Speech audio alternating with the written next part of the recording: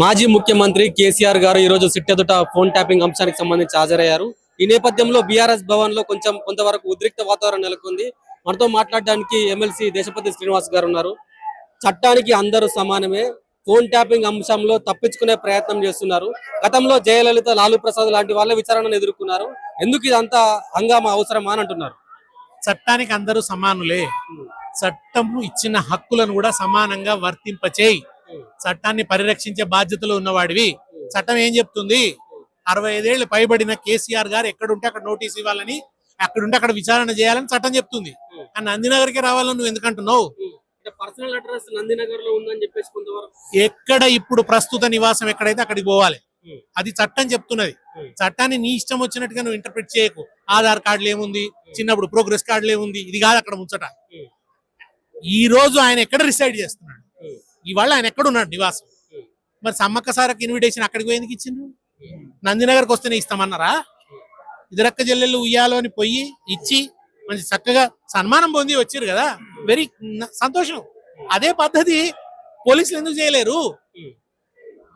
కేవలం ఆయనని ఇన్సల్ట్ చేయాలి కేసీఆర్ గారిని అనే ఇల్ మోటివ్, ఆ దుష్ట తలంపుతోని జరుగుతున్నటువంటి పని గనకనే దీనికి వ్యతిరేకంగా ఇంత నిరసన పెళ్లిబుకుతున్నది. అంటే ముఖ్యంగా కేసీఆర్ గారు ఎర్రవల్లి ఫామ్ హౌస్ లో ఉంటే సిట్ అధికారులు నందినగర్ లో కేసీఆర్ నివాసం సంబంధించిన గోడలకు నోటీసులు అతికేయడం జరిగింది. ఇది కరెక్టేనా? అసలు దీన్ని ఎట్లా చూస్తారు? అదే కదా, ఇప్పుడు అసలు ఏదో వాంటెడ్ అని అంటేస్తారు చూడండి, ఆ రకంగా చిత్రీకరించదలుచుకున్నాను. అంటే కేసీఆర్ ఇప్పుడు సాక్షిగా విచారిస్తున్నారు, నేరస్తుడిగా కూడా కాదు. కానీ ఆయన నేరం చేశాడని ప్రచారం చేస్తున్నారు. నిర్ధారణలు గాంధీ భవన్ లో జరిగిపోతున్నాయి. ఇప్పుడు కేసీఆర్ నిందితుడు అని మహేష్ గౌడ్ అంటున్నాడు. నిందితుడు అని నువ్వెట్లా అంటున్నావు? సిట్టే అనలేదు, నువ్వెట్లా అంటున్నావు? ఈ ఒక్కడి చాలదా? వాళ్ళ ఆతురత ఏందో మనకు అర్థం కావడం కోసం వాళ్లకు కేసీఆర్ ని హింసించాలి. అన్నిటికంటే ముఖ్యంగా డబ్బు సంచులతో గబ్బు లేపిన రేవంత్ రెడ్డి నిజ స్వరూపాన్ని బయట పెట్టాడు కేసీఆర్. దానివల్ల జైలుకు పోవాల్సి వచ్చింది, జైలు కూడు తినాల్సి వచ్చింది. ఆ కసి, కుట్ర ఇవాళ ఇవన్నీ జరిపిస్తున్నాయి. తన వ్యక్తిగత కక్ష, వ్యక్తిగత సరదాలు, వ్యక్తిగత అహం తప్ప ప్రజలు కేంద్రంగా లేని పరిపాలన. అంటే కేసీఆర్ గారి మీద నాకు గౌరవం ఉంది, కేసీఆర్ గారిని నేను ఏమనను అనుకుంటానే కేసీఆర్ గారిని చాలా సార్లు విమర్శించారు కదా, దాని గురించి? కేసీఆర్ మీద గౌరవం ఉంది, కేసీఆర్ ని గౌరవానికి పంపుతా, ఇది కథ అన్నమాట.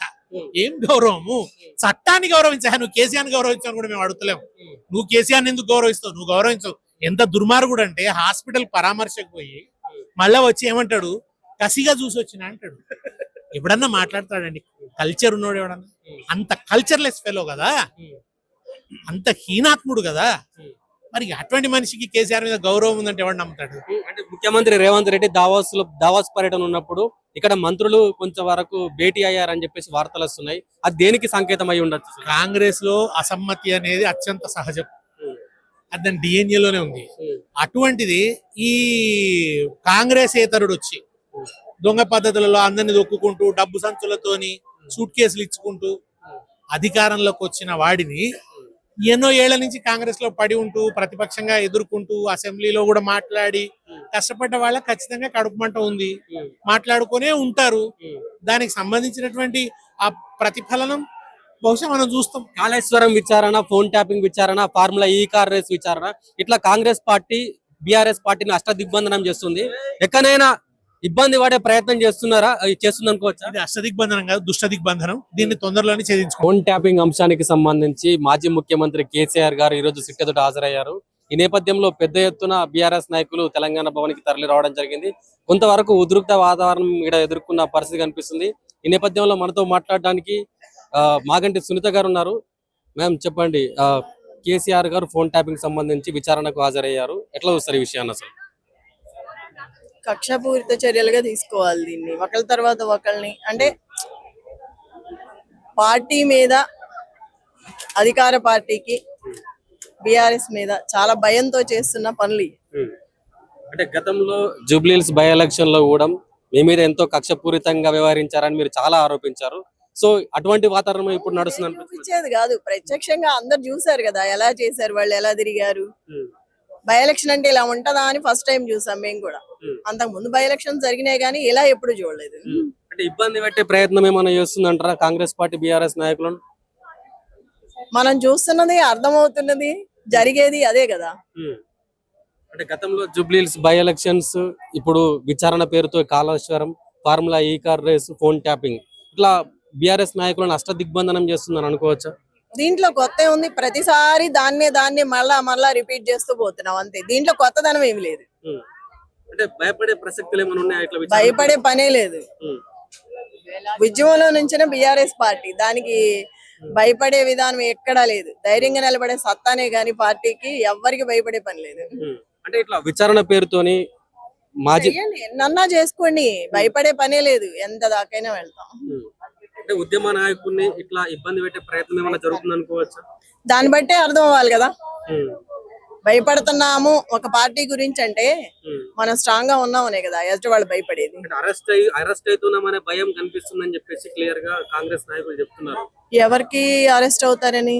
కేసీఆర్, కేటీఆర్, హరీష్ రావు అరెస్ట్ అవుతామనే భయంతో ఎన్ని ఇయర్స్ నుంచి జరుగుతుంది ఇది ఇలా రిపీట్ గా. భయపడాల్సిన అవసరం ఏముంది, కామను, అలవాటు అయిపోయింది. వాళ్ళకి అలవాటు అయిపోయింది, మనకు అలవాటు అయిపోయింది. ఎట్లా ఏం చెప్తారు ఈ 2 ఏళ్ల పరిపాలన గురించి, ఏం చెప్తారు అసలు? పరిపాలన అంటే మీరు మాట్లాడండి. అంటే నేను బై ఎలక్షన్ అన్నారు కదా, దాని అప్పటి నుంచి అయితే చెప్తాను. ఎందుకంటే ఉన్నాం, మనం పోరాడుతున్నాము, ఈ పోరాటంలో మేమే గెలిచాము. ఇప్పుడు కూడా ఏమర్థమైంది బై ఎలక్షన్లలో ఆ సిచ్యువేషన్ చూసిన తర్వాత? ఎందుకంటే మీరు కూడా కొన్ని భయానక పరిస్థితులను ఎదుర్కొన్నారు, ప్రత్యక్షంగా మేము చూసినాం కదా. సో ఏమనిపించింది ఈ బై ఎలక్షన్స్ తర్వాత ఉన్న రాజకీయ పరిస్థితులను చూస్తాము? మీకు అర్థమేమైంది? బై ఎలక్షన్ తర్వాత మేము ధైర్యంగా నిలబడ్డాం అనిపించిందా, ఎదిరించాం అనిపించిందా, ధైర్యంగా పోరాడాం అనిపించిందా, ఎలా అనిపించింది మీకు? మీరు చెప్పాలి. ధైర్యంగా పోరాడబట్టి ఇలా తెలంగాణ భవన్లో నిలబడరని మేము అనుకుంటున్నాం. కరెక్టే, మేము ధైర్యంగా నిలబడ్డాం. ఎందుకు? ఆ రోజు జరిగిన సిచ్యువేషన్ బట్టి కార్యకర్తలను ఇబ్బంది పెట్టారు కాబట్టి స్ట్రాంగ్ గా నిలబడి మాట్లాడాల్సి వచ్చింది. వాళ్ళ వైపు నిలబడి మాట్లాడు కదా, వాళ్ళకి బాధ వచ్చినప్పుడు మాట్లాడకపోతే ఎట్లా? కార్యకర్తకు మనమే అండ, మనం అండగా ఉంటే వాళ్ళు మనకి ఎంత దాకైనా అండగా వెళ్తారు, పార్టీ కోసం ఏదైనా చేస్తారు. సో చివరిగా ఏం చెప్తారు ఫోన్ ట్యాపింగ్ అంశం గురించి? కేసీఆర్ గారి విచారణ కూడా పూర్తయితున్న పరిస్థితి, చివరిగా ఏం చెప్పదలుచుకున్నారు? రాజకీయాల్లో ఇవన్నీ మామూలే, కక్షపూర్త చర్యలు అంతే, అందుకంటే ఏం లేదు. దీంట్లో ఎవరికి వచ్చేది ఏం లేదు, పోయేది ఏం లేదు.